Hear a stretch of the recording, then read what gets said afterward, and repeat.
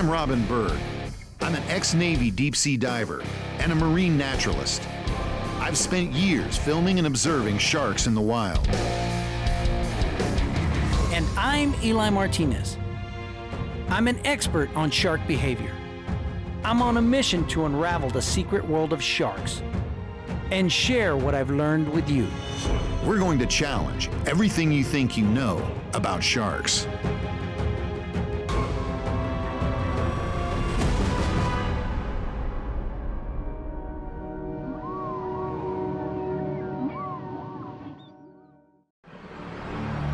This is one of the most dangerous sharks in the world. Yet few humans will ever encounter this super predator in the wild.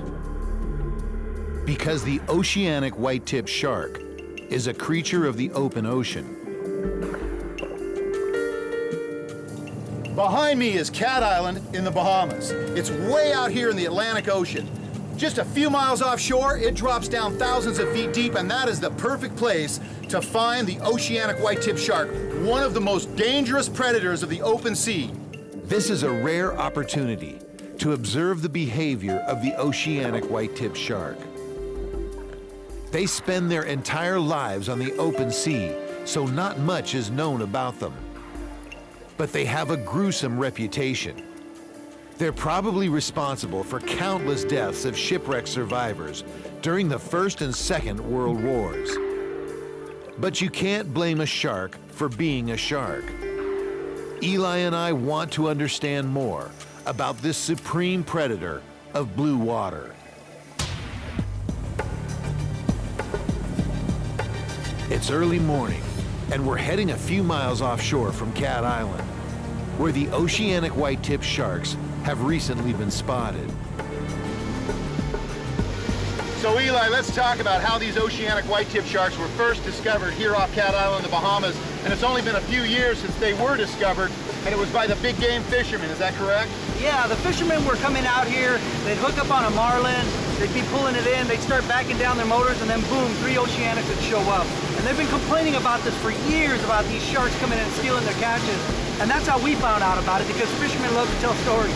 Somebody's got a marlin on, and to help that guy out, they start backing the boat down, take a little bit of the pressure off the guy that's got the marlin hooked up, and after a while, the Oceanic whitetip sharks, that was a dinner bell to them. So as soon as they hear that boat backing down, backing down, backing down, they know they've got something on and they come. Yeah, I mean, they're really smart animals, and they picked up on those cues, and exactly, it was a dinner bell for them. They just show up when they hear those sounds. Yeah, well, good thing for us, because we're going to hopefully find them just that same way. We're going to actually use the boat like a dinner bell. We're going to back the boat down a few times and see if the Oceanic whitetips show up. The Oceanic whitetip is a stocky, powerful shark. They can reach lengths of 13 feet and weigh up to 370 pounds. They are big sharks, and they command your respect. The Oceanic whitetip shark is the 4th most dangerous shark to humans, behind the great white, the tiger shark, and the bull shark. But keep in mind, those numbers are based on known fatalities, documented cases.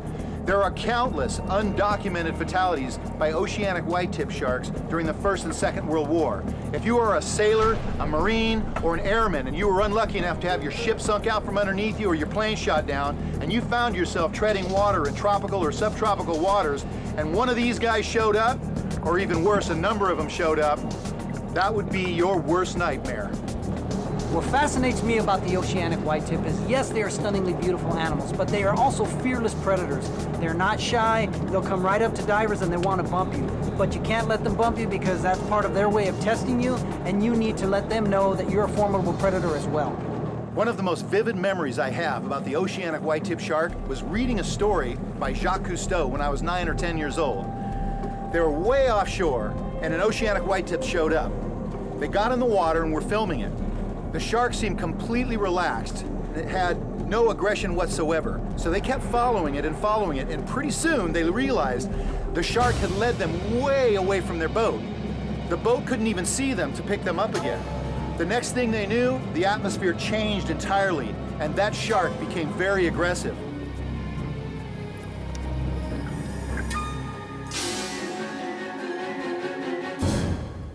Our first challenge is finding the pack of Oceanic whitetip sharks.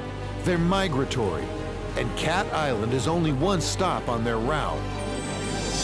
Can we locate the pack and get close enough to observe their behavior? So behind me is Cat Island, Bahamas. We're here searching for the Oceanic Whitetip. It's one of the most dangerous of the open ocean sharks, and we're hoping to find one. We haven't had any luck yet, but we got a really good captain. He knows where to go, and we're gonna go and see if we can find these sharks.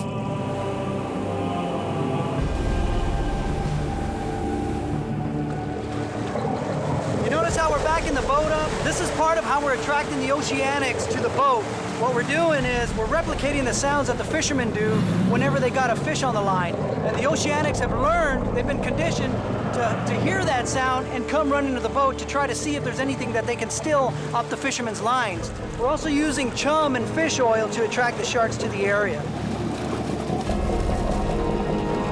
So far we haven't seen any sharks, but this is a process. It takes time. I mean, these are pelagic sharks. They're world travelers. They don't just hang around a certain area. You know, and the reason they come here is they migrate through the area, you know, because this is part of a path where they come in to find prey, to find game. And so now it's just waiting and waiting and waiting and watching water and waiting for the sharks to show up. But that's what you do when you come out here. So with the hope of seeing our first shark, we keep the chum slick going. And finally, the first Oceanic Whitetip shark shows up, followed immediately by another.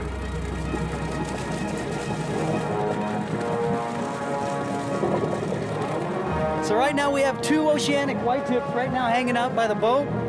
This is an extremely rare shark right here. And Cat Island is one of the few places in the world where you can find these sharks reliably, right? Because they've been overfished so bad that, you know, you can only find them in small areas. So Hawaii is one spot, the Red Sea is another, and Cat Island, Bahamas is pretty much right now the only place where you can reliably find them. With the Oceanic Whitetips, I mean, you have to be really careful with these animals. I mean, they deserve a lot of respect because they are predators. They're really big sharks, and they definitely demand your respect. What I like to do when we're in the water is, you know, you got to keep an eye on them. And rule number one, whenever you're diving with a dangerous shark like an Oceanic, is never allow them to touch your body. And because these sharks are really curious, they don't run into things very often because they are pelagic sharks. I want to keep an eye on them all the time, and I don't let them near my body. And because if they bump, a bump can easily turn to bite, and that's what we're trying to avoid. Because if an Oceanic bites you, I mean, it's game over because they do turn it on. They will turn on really fast. I'm not sure about Eli, but I've got this strange feeling, like we're about to parachute into a forest full of wild tigers. This shark in particular is known for being fearless and aggressive. Chances are we'll be dealing with a number of them, but this is the reason we came to this remote island.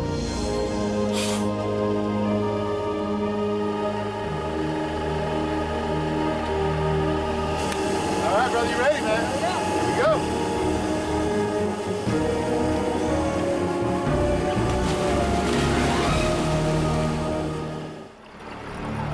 We're greeted immediately by the biggest shark, a 10-footer that calmly looks us over.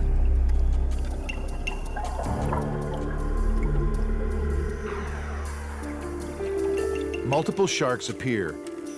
I have to keep shooting, but I also have to be aware of what's going on around me, especially behind me.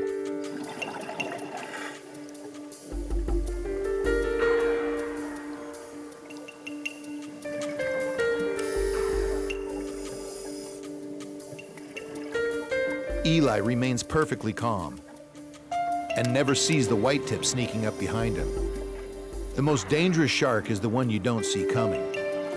Luckily, this one veers off, but these are the risks you take diving with sharks.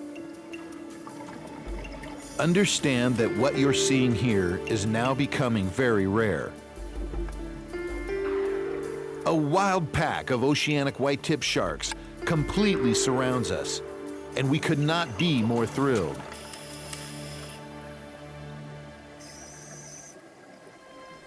More Oceanic whitetips are showing up. Eli signals. He now counts a total of 6 sharks. many of the whitetips have escorts, like this rainbow runner that knows exactly where to stay to avoid being eaten, and to take advantage of any scraps when the shark feeds. Eli decides to shake things up a bit and rattles the box of fish chunks. The reaction is immediate. Two sharks become agitated. Yet they still seem more curious than aggressive.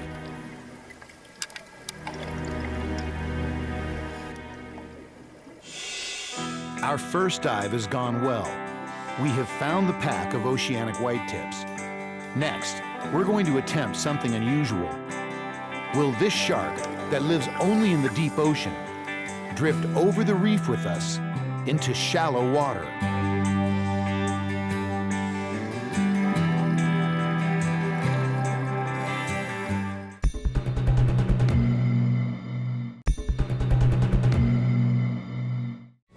We're just a few miles offshore from Cat Island in the Bahamas. We've come to this remote location to find one of the rarest and most dangerous predators of the open sea, the oceanic whitetip shark. So far, they've proved more curious than menacing, but we're fully aware of how quickly that can change. We're getting ready to try our first experiment. Will this pelagic shark that lives miles at sea drift with us into shallow water and possibly even feed? This would be very unusual behavior. First thing we're gonna do is we're gonna get in the water, we're gonna get them used to us being around, and hopefully we're gonna be able to do something different with them, which is actually bring them down to the sand and try feed off of the sand.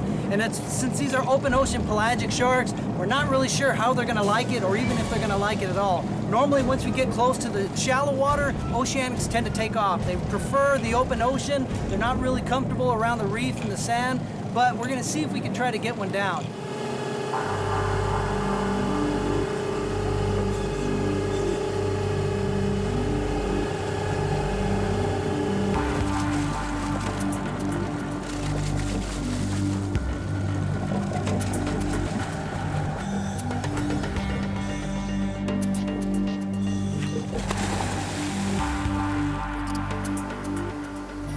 These sharks are as curious about us as we are of them, and we must appear quite odd. Keep in mind, sharks aren't looking for trouble. They're looking for a meal, and we're big and possibly dangerous. These sharks are constantly assessing anything they encounter for both weakness or risk.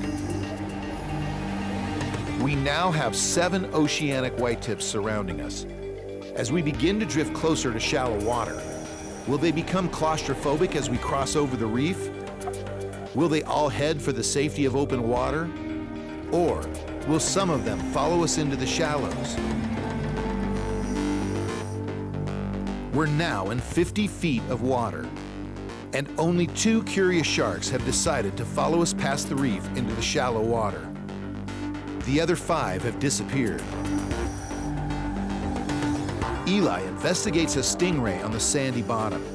Most sharks would see this ray as food, but oceanic whitetips are alien to the shallows, and the ray glides off unmolested.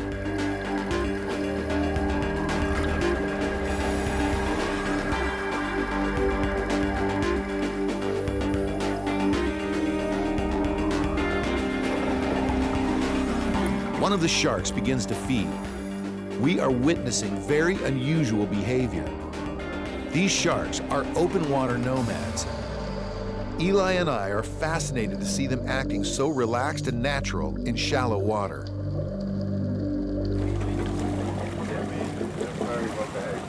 Very well behaved.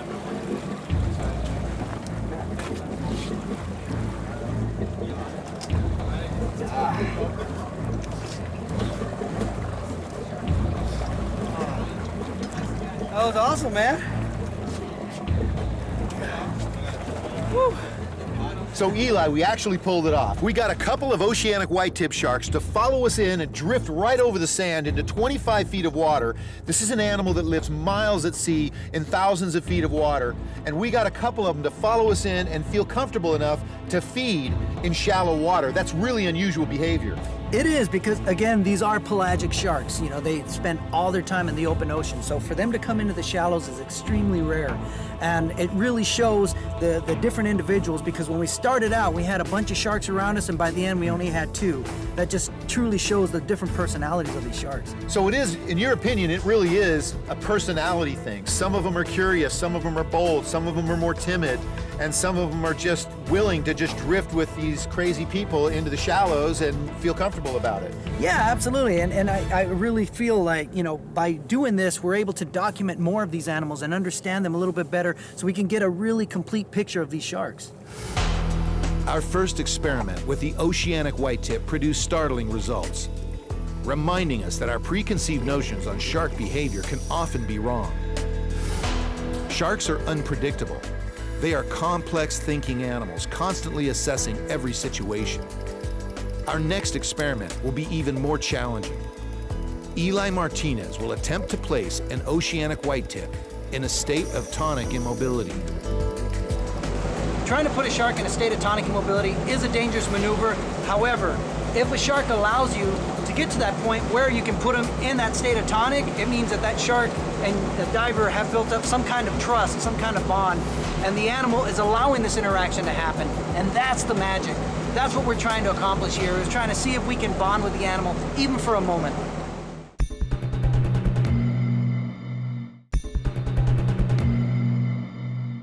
So throughout the show, you've heard us mention the terms tonic and tonic immobility. Eli, what is tonic immobility, and what purpose could it possibly serve in a shark's world? Well, tonic immobility is a relaxed state that sharks go into. They're extremely sensitive around the nose and their fins. In some species, if you twist a shark's tail fin, they'll go completely to sleep. Other sharks, you rub their nose, they'll get loopy, they'll get dizzy, kind of relaxes them. Science is really not sure why it happens, but I believe personally it has to do with mating, with courtship. Interesting. You know, shark sex is really violent. The males will have to grab onto the female to hold them so that they can mate. I think that the reason tonic immobility happens is so that when they are in courtship, they can grab a fin, twist it, relax the female. It'll help hold them in place, and it minimizes the damage to the shark. Captain Reynold Butler sets us up once again. More chum is added to the mix, and Eli and I gear up for our last dive with the oceanic whitetip sharks.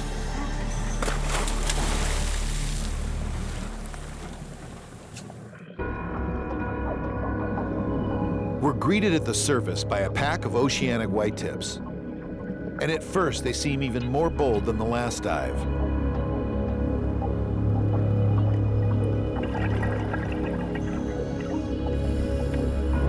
But as Eli begins to reach out to them, they shy away.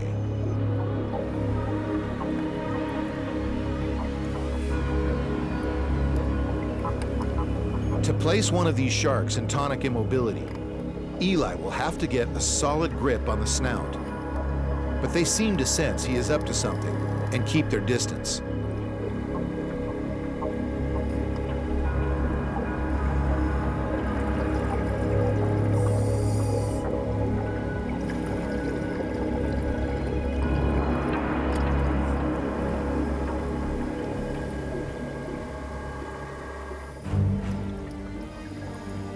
Eli waves his hands to attract one of the sharks within range, but it turns away as he touches the nose.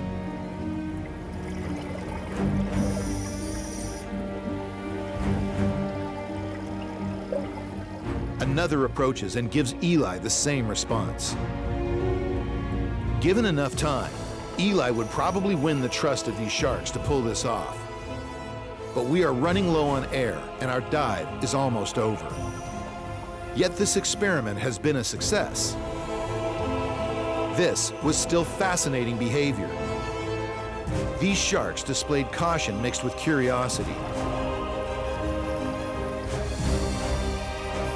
They are not killing machines, but top-level predators who survive by constantly weighing danger and opportunity.